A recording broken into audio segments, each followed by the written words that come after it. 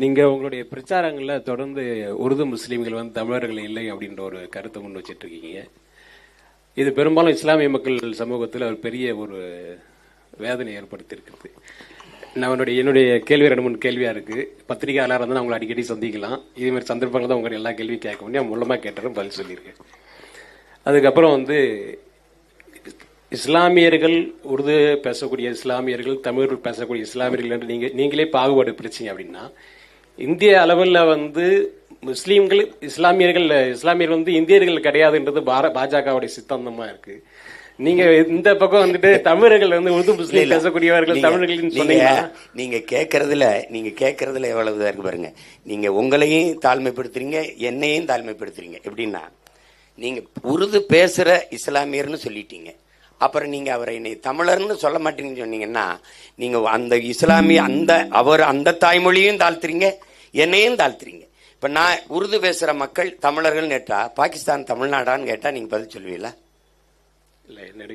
உருது பேசுற இஸ்லாமியர்கள் என் உடன் பிறந்தார், எங்க இஸ்லாமிய சொந்தங்கள் உருது பேசுற இஸ்லாமியர்களை, தெலுங்கு பேசுற மக்களை, கன்னடம் பேசுற மக்களை, மலையாளம் பேசுற மக்களை அப்படியே தாய் உள்ளத்தோடு ஏற்றுக்கொள்கிற பேரன்பு தமிழர்களுக்கு இருக்கும்போது இங்க என்ன இடையூறு வந்ததுங்கிறதான் பிரச்சனை.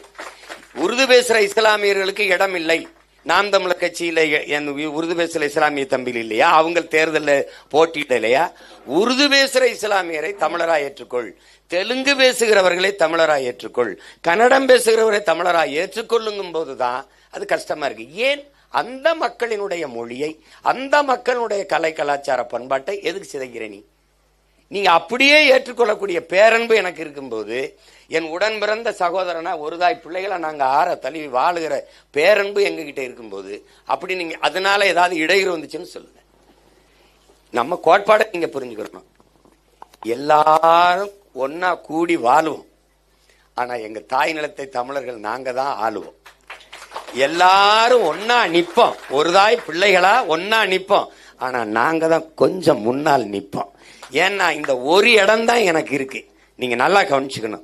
எங்க தாத்தா காகித மில்லத்துக்கிட்ட வந்துட்டு லியாகத் அலி கான், இந்திய யூனியன் முஸ்லீம் லீக், அன்னைக்கு ஒரே கட்சி தான், இப்பதான் பல கட்சி. நாடு இந்த பாகிஸ்தான் விடுதலை அடைஞ்சு போன பிறகு சாஹிபு வாங்க நமக்கு ஒரு நாடு வந்துருச்சுன்னு தாத்தா என்ன சொல்லிப்பாருன்னு நினைக்கிறீங்க?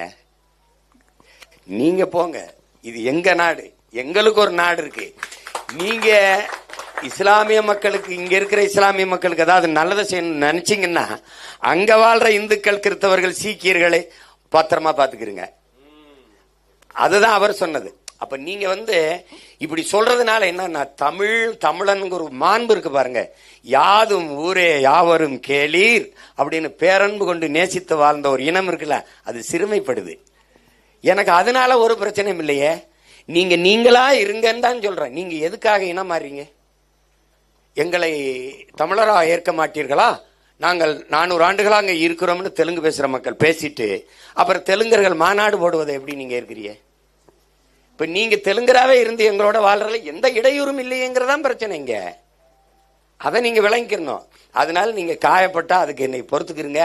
நீங்க காயப்படக்கூடாது. நாம ஒரு தாய் பிள்ளைகள். இங்க பாருங்க.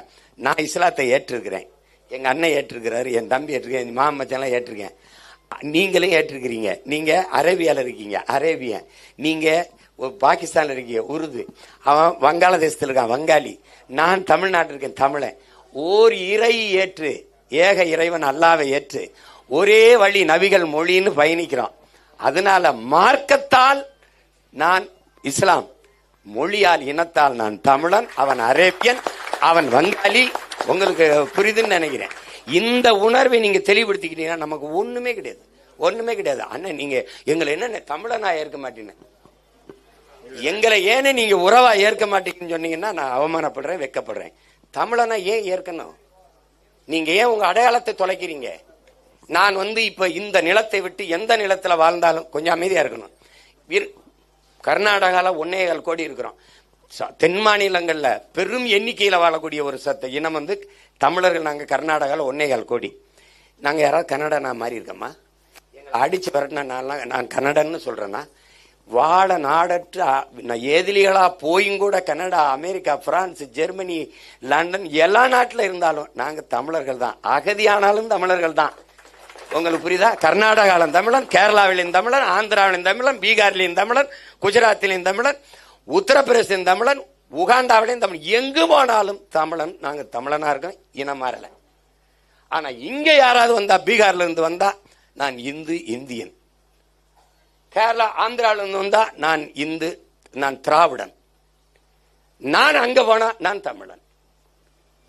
அதனாலதான் புரட்சி பாவலன் சொல்றான், எங்கு பிறப்பினும் தமிழன் தமிழனே, இங்கு பிறப்பினும் அயலான் அயலானேன்ட்டான்.